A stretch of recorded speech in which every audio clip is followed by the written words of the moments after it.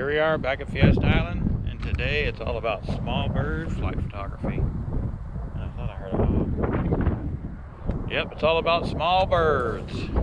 We're gonna see about getting them in flight. I'm gonna share some of my techniques, and I think we just gotta swallow.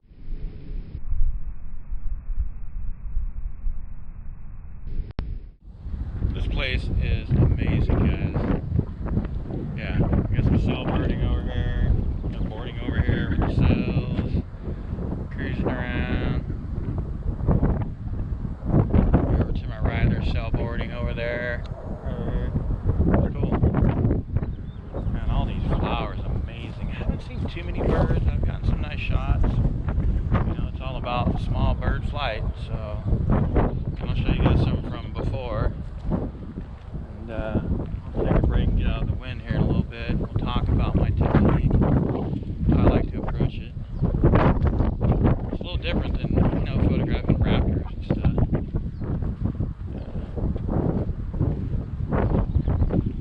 Just gonna keep seeing if I can find some more.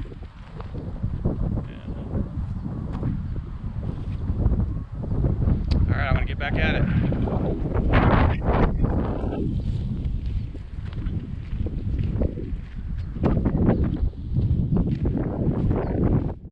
What's up, everybody? I couldn't get out of the wind that day, so I had to come back later on to a different place, but I wanted to make sure that I share some of the tips and the techniques and stuff that I use when I'm out doing the bird photography, especially the small bird flight. You know, the main thing is to approach them cautiously, and make sure too, if you're in taller brush, that you make sure you don't disturb any nest or eggs, because they could be there. You have to be careful, you know, because I've been in brush up to here. So you just have to be careful where you're going and look out for the nest, and just be cautious when you approach. You know, it's their home you're approaching, so be careful.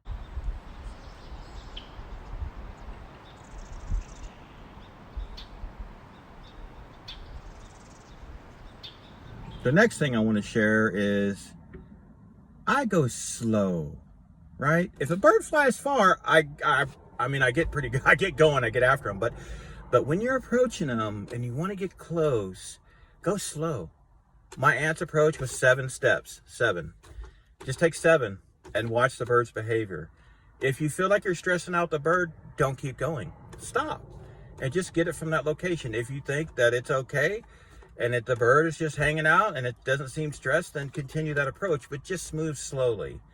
And if you're gonna go lower, if you're standing up, do it slowly. Don't just start quickly adjusting the tripod and going down. And watch the bird. Keep looking at your subject, you know, to see how it's reacting to what you're doing. Because if you're doing something and all of a sudden it starts freaking out, stop and go slower and just wait for a second and see what it does.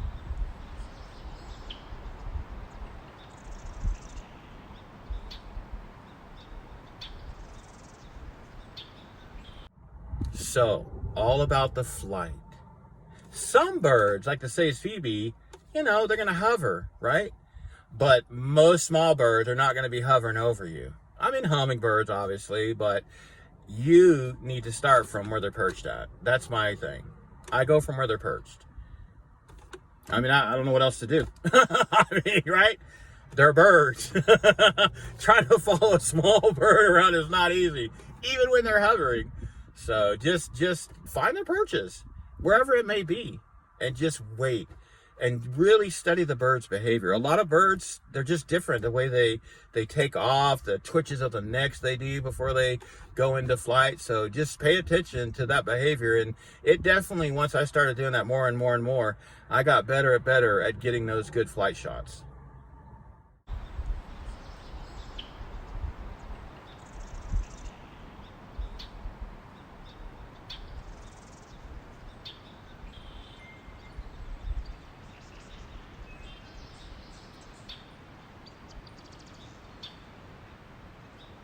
So, what are the settings for small bird flight photography?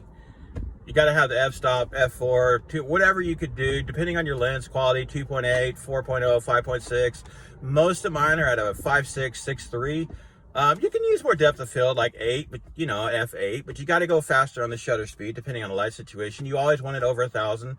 I try to get it anywhere between 1,000, 2,500, even up to 1/4,000 for the small birds, even bigger birds too. But yeah, you definitely have to have a fast shutter speed. You won't be able to stop the action if you don't. So the ISO, your f-stop is super important to know which ones to use. So make sure you do that and practice. You know, even shooting them at f22 and f13, do that. You'll see the difference. You don't want to do that necessarily all the time. So make sure you check that out.